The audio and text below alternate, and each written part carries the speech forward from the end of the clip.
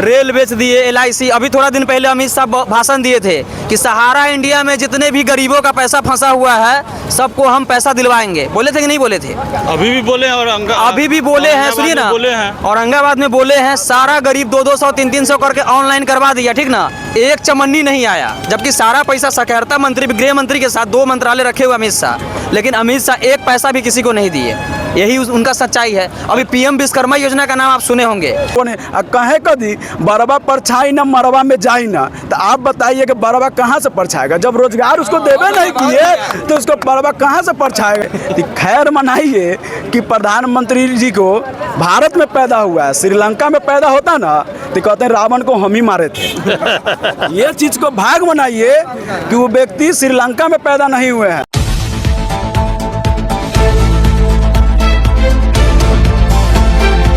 नमस्कार, मैं मुकेश कुमार, आप देख रहे हैं BD news channel. Tejashwi ji अभी सभा खत्म कर गए हैं। आइए कुछ लोग यहाँ हैं, उन लोगों से बातें करते हैं। पहले आप कुछ कहना चाहेंगे मोदी जी को?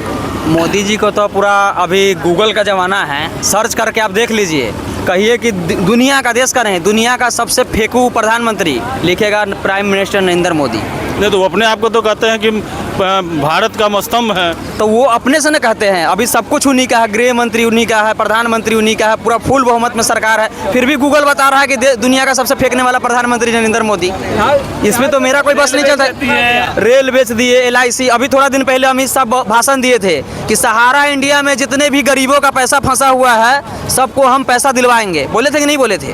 अभी भी बोले हैं और अभी भी बोले हैं, सुनिए ना, औरंगाबाद में बोले हैं सारा गरीब 200-200, 300-300 करके ऑनलाइन करवा दिया, ठीक ना। एक चमन्नी नहीं आया, जबकि सारा पैसा सहकारिता मंत्री, गृह मंत्री के साथ 2 मंत्रालय रखे हुए अमित शाह, लेकिन अमित शाह एक पैसा भी किसी को नहीं दिए। यही उनका सच्चाई है। अभी PM विश्वकर्मा योजना का नाम आप सुने होंगे कि 1-1 लाख रुपया मिलेगा सबको। इलेक्शन से पहले 3 महीने पहले वो चुनावी लॉलीपॉप था कि 1-1 लाख रुपया सब गया, 100 रुपया, 150 रुपया, 200 रुपया साइबर पे ऑनलाइन करवा लिया। एक चमन्नी न आया है, न आने वाला है, क्योंकि जो 2014 में बोले थे कि सारा के खाता में 15-15 लाख रुपया आएगा, 2 करोड़ नौकरी आएगा, काला धन आएगा, 100 दिन में मतलब ये हो जाएगा, बोला था ना, पूरा पक्का मकान रहेगा। मुजफ्फरपुर में एक अपने मझौलिया पंचायत का उप मुखिया हूँ, संघ पंचायत अध्यक्ष भी हूँ राजद का। ये बात हम आपको बता रहे हैं कि मुजफ्फरपुर जिला में अभी तक 3 साल जब से ये चुनाव हुआ है ना, एक भी प्रधानमंत्री अगर योजना, आवास योजना मिला होगा, मैं गुलामी लिख दूंगा आपके चैनल के माध्यम से कहता हूँ। यहाँ का पोर्टल ही बंद है, अभी जो भी कोई एक भी आवास योजना नहीं मिला। कैसे गरीब का पक्का मकान कर रहा है? और राशन का बात, अभी भी सारा पार्टी का भी लोग कहते हैं कि मोदी जी राशन फ्री दे रहे हैं। मोदी जी नहीं दे रहे। जब मेरा जन्म नहीं था तब से राशन मिल रहा है। पहले तो दाल भी मिलता था, तेल भी मिलता था, चीनी भी मिलता था।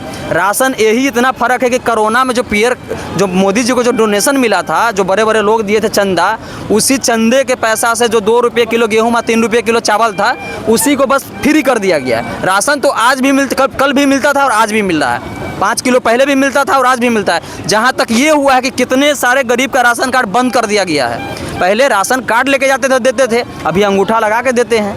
कहाँ से सही है से बताइए? अच्छा, लेकिन अनभक्ति एक बीमारी है, दिमाग में घुसा हुआ है। नहीं कहते हैं कि गोबर को भी हलवा समझ के खा रहे हैं लोग। चलिए, अमित शाह मुजफ्फरपुर आने वाले थे जी, क्या हुआ जो नहीं आए? इस पर कुछ बोलेंगे आप? वो डर सता रहा है ना, डर सता रहा है कि जाएंगे, हर जगह जनता विरोध कर रहा है, काला झंडा दिखा रहा है, तो कैसे जाइएगा आप? मोदी जी बोले कि 14 में आएंगे तो पता ही एयरपोर्ट चालू होगा। दो मित्रों, हुआ क्या? नहीं हुआ। 19 में आए तो बोले क्या, पता ही कि यहाँ दरभंगा चला गया।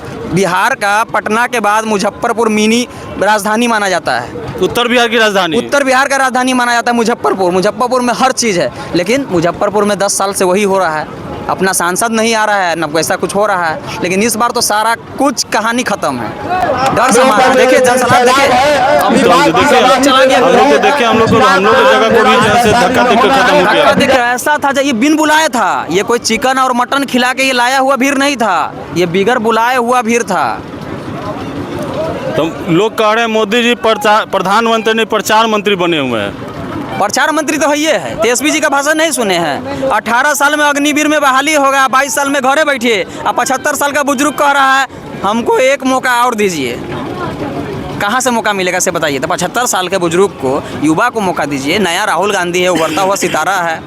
आप लोग कहता है कि कांग्रेस क्या किया? जब देश आज़ाद हुआ था तो देश में एक सुई का फैक्ट्री नहीं था। कुछ भी नहीं था। आज एक से एक देख रहे हैं, एयर इंडिया हो गया, रेलवे का ऐसा हो गया, एक से एक यूनिवर्सिटी हो गया, एक से एक कॉलेज हो गया। देश में क्या 2014 के बाद आया है? अभी भी अनुभक्त कहते हैं कि देश 2014 के बाद आज़ाद हुआ है। तो मोदी जी किसके राज्य में प्रधानमंत्री बने? मोदी जी किसके राज्य में प्रधानमंत्री बने? आज आप आजाद देश के राज्य में, आजाद देश में उसी में ना बने, तो फिर कैसे कहते हैं कि नहीं बने? आज भी देख लीजिएगा, मुंबई में जाइएगा ना, मैं मुंबई गया था, मुंबई एयरपोर्ट पर लिखा हुआ है अडानी एयरपोर्ट। आप जाइएगा लखनऊ में जाइएगा, भाई यहाँ क्या कहते हैं हैदराबाद, भारत एयरपोर्ट का नाम लिखा हुआ है अडानी एयरपोर्ट। रेलवे जब भी आता है उस पर लिखा हुआ है अडानी एयरपोर्ट। सब बेच दिया ना, निजीकरण कर रहा है।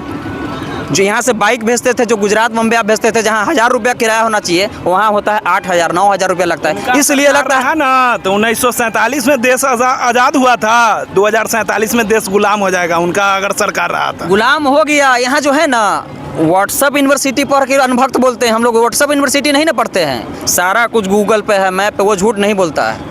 उस पर देखिए और जानिए और समझिए तब बोलिए। और बेगर बात का जो मन में आया बोल दिया, जेबर मन खत्म हो गया।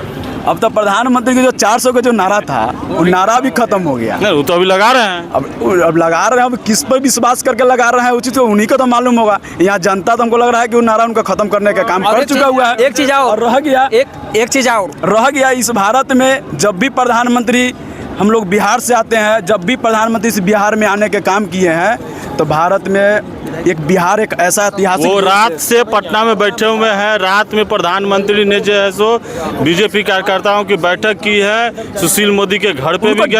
डर लग गया उनको, डर लग गया कि अब बिहार से डर गए। हाँ, बिहारी से डर गए। नहीं, बिहारी से डर चुके हैं कि बिहारी से इसलिए डर गए हुए हैं कि हम लोग का यहाँ से बीजेपी के सफाया करने वाले लोग हम हमारे जुट चुके हुए हैं। देख लीजिए ना, ये हमारे युवाओं का धड़कन, आइकॉन हम लोग इनको कहा जाता है, जो तेजस्वी यादव जी हैं, जो उन्होंने जन सलाब करके जो जब रैली करना शुरू कर दिया, उनको डर लग चुका हुआ है। और रातों में बैठकर यहाँ समीकरण बैठा रहे हैं कि कैसे चुनाव जीता है। और चुनाव जितना उनका मुद्दा नहीं है, देखेंगे चुनाव जैसे ही हारने लगेंगे तो ईवीएम पर बदलाव करना शुरू कर देंगे। और जब भी इस बिहार में जब भी आए हैं ना, मीडिया वाले आपको बता देते हैं भैया कि जब भी यहाँ आए हैं, यहाँ रोजगार की बात नहीं किया। सब पिछला बार देख लीजिए, 40 में 39 सीट बिहार जीतने का काम किया है, और उनको देकर उनको सत्ता पर बैठाने का काम किया है। और इस बार जब नरेंद्र मोदी पता है एयरपोर्ट पर आए हुए थे, तो क्या बोले पता है?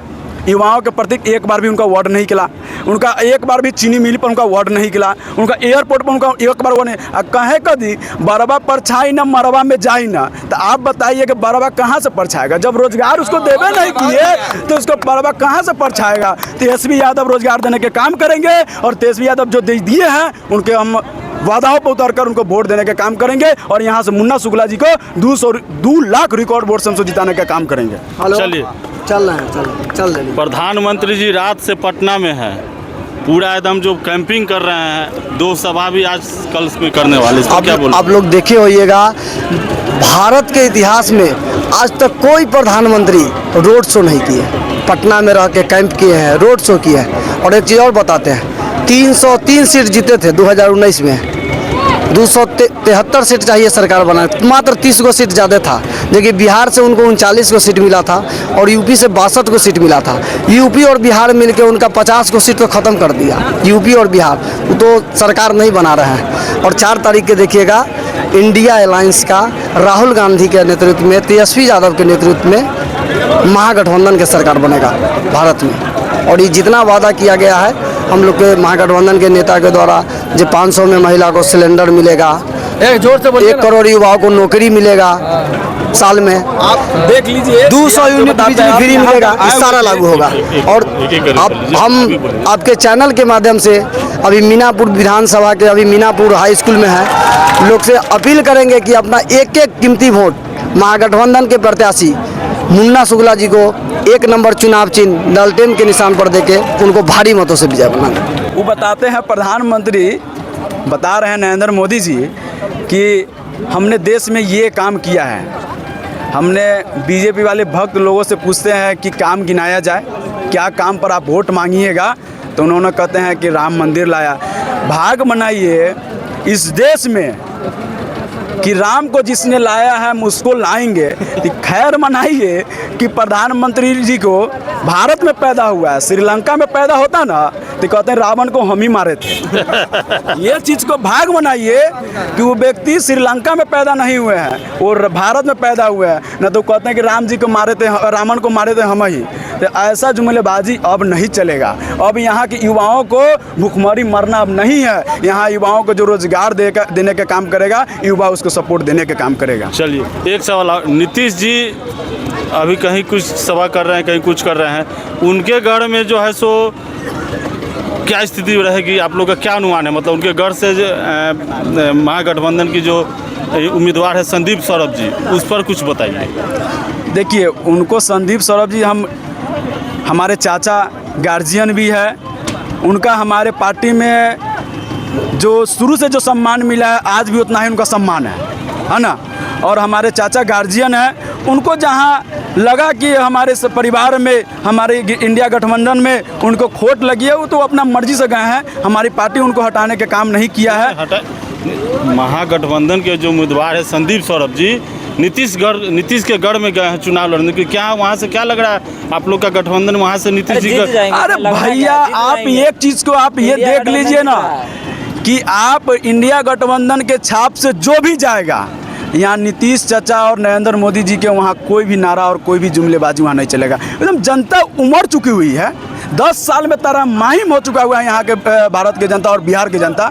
यहाँ बदलाव चाहिए, परिवर्तन चाहिए। युवाओं जैसा हमारे जैसा लड़का होगा एजुकेशन वाले, उसको परिवर्तन चाहिए। जो उसको भगवा कलर के गमछा डालना होगा, जो राम मंदिर जो देखना चाहता है। देखिए, राम मंदिर जो वो कहते हैं कि हमने बनवाया, राम मंदिर वो नहीं बनवाया, सुप्रीम कोर्ट ने बनवाया है। और राम मंदिर आज देख लीजिए ना, प्रधानमंत्री आए हुए थे, एक बार भी एम्स के बारे में नहीं बोलना है। एम्स हमारे दरभंगा में गिनती हो गया हुआ है, क्या एक भी % को हमारे एम्स में अभी देखा नहीं जाता।